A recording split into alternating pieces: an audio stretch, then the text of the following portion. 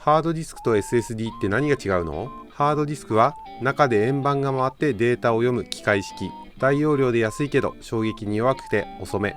音も少し出ます。SSD はメモリチップでデータを読む電子式。めちゃくちゃ速くて静かで軽いです。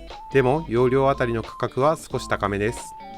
ざっくり言うと、ハードディスク倉庫型でたくさん保存、 SSD スピード型で快適操作。